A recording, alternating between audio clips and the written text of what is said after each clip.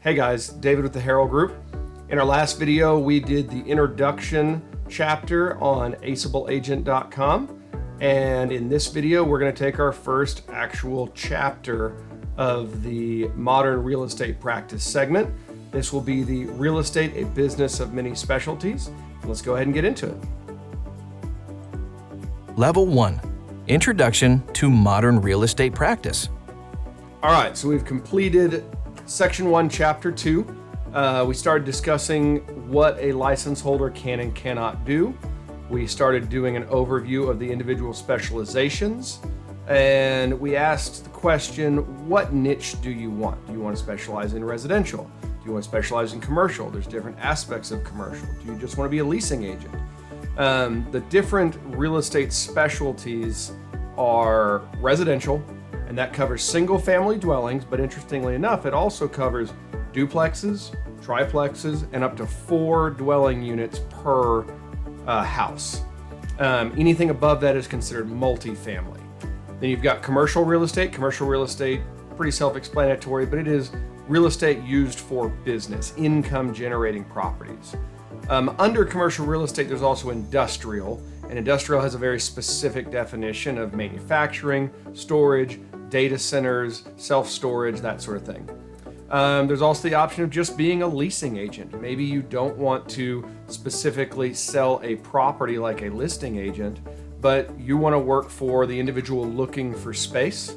So your job is to help them find that space.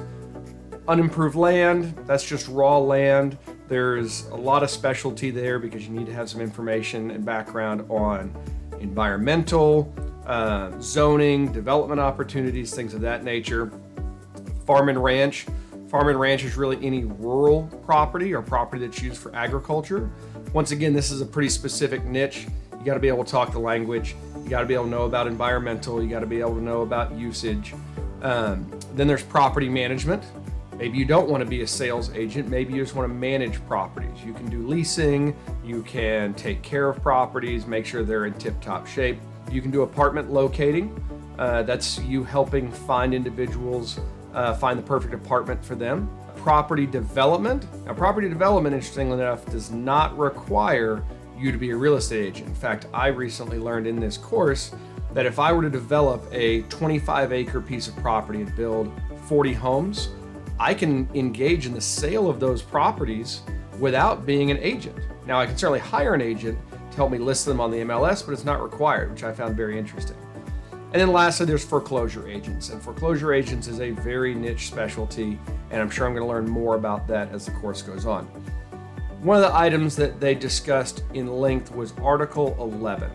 And Article 11 covers when you're working with a client, what you can and cannot tell them if you are not specialized in that area. And I'm just going to read Article 11. The services which the realtor provides their clients and customers shall conform to the standard of practice and competence which are reasonably expected in the specific real estate disciplines in which they engage.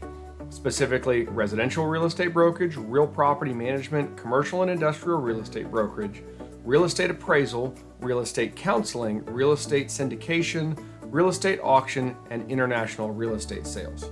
Realtors shall not undertake to provide specialized professional services concerning a type of property or service that is outside of their field of competence unless they engage the assistance of one who is competent of such types of property or service, or unless the facts are fully disclosed to the client. Any person engaging to provide such assistance shall be identified to the client, and their contribution to the assignment should be set forth, amended 1-95. And what does that all mean?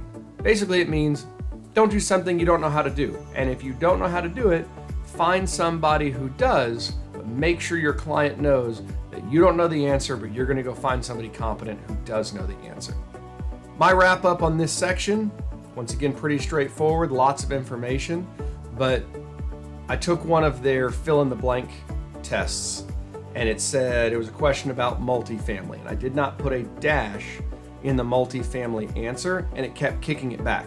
I went back to the previous segment, which you can go back and forth as much as you want, listened to it 2 or 3 times, and I was like, what is going on? And realized Multifamily is multi-family. So when you're taking the quizzes or the fill in the blank questions, you need to be very specific with your answers. All right, that's chapter 2, and we're going to continue on the journey.